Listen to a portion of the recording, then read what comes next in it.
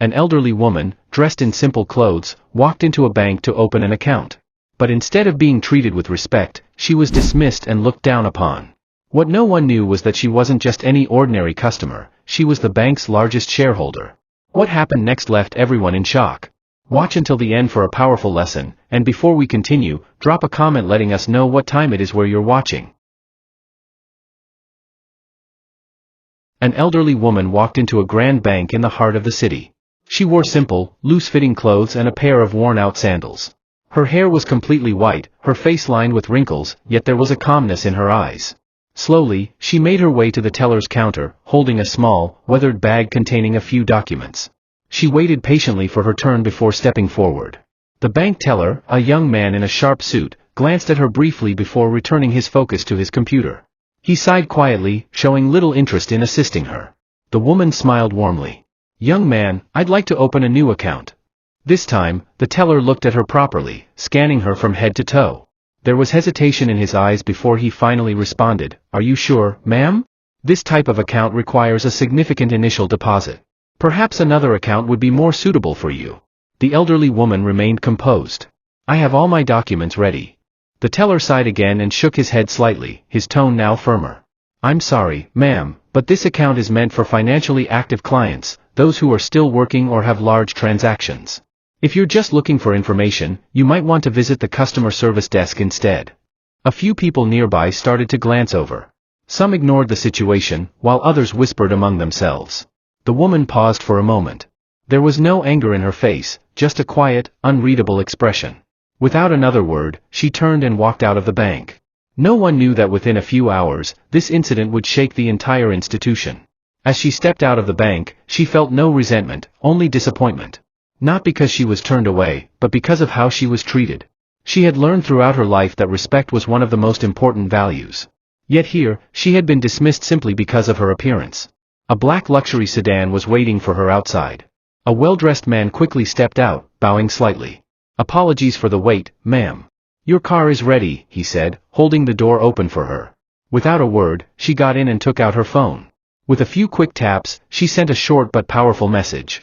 Upstairs in the bank's executive office, a senior official's phone buzzed. The moment he saw the sender's name, his face turned pale. His hands trembled slightly as he read the message. "Who just refused to serve an elderly woman downstairs?" The office fell silent. The executives exchanged uneasy glances as the branch manager, having received the same message, quickly rose from his chair. The bank's largest shareholder had just walked in, and had been turned away. Meanwhile, downstairs, the teller remained unaware, continuing his work as if nothing had happened. He had no idea that his actions were now the subject of urgent discussions at the highest level. A few minutes later, the same black sedan pulled up once again in front of the bank. This time, the elderly woman stepped out with a different air about her. She was not alone. Two well-dressed men followed behind, one of them the bank's executive director. As she re-entered, the atmosphere inside shifted. Employees who had been busy with their tasks suddenly fell silent. Murmurs spread as they tried to grasp what was happening. The branch manager rushed out of his office, his face tense. He forced an uneasy smile as he approached her. "Good afternoon, ma'am. I sincerely apologize for the misunderstanding earlier. We didn't realize." The woman simply raised her hand, cutting him off. Her gaze remained soft, but there was authority in her presence. Then, she turned toward the young teller who had dismissed her. The man stood frozen, his face drained of color. In a calm yet firm voice, she spoke. "I believe I need to have a discussion with the CEO about how we treat our customers." Silence. No one dared to speak. In that moment, everyone in the bank understood, this day would be a lesson they would never forget.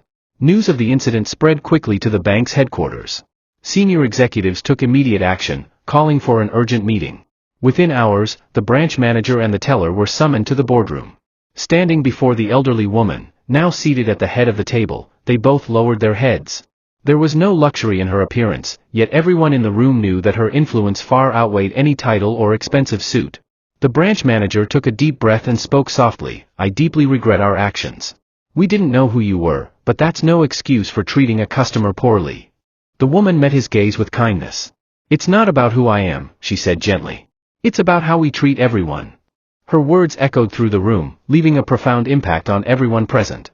In the days that followed, the bank's policies changed. All employees were required to undergo customer service training with one core principle: every customer deserves respect, regardless of their appearance or status. This story became a valuable lesson for many. The woman did not seek revenge or punishment, she simply demonstrated that true power does not lie in wealth or position, but in how one treats others. She proved that strength isn't about how high your status is, but in the respect and dignity you show to those around you. Moral of the story: never judge someone based on their appearance. Every person, regardless of age, clothing, or social status, deserves respect.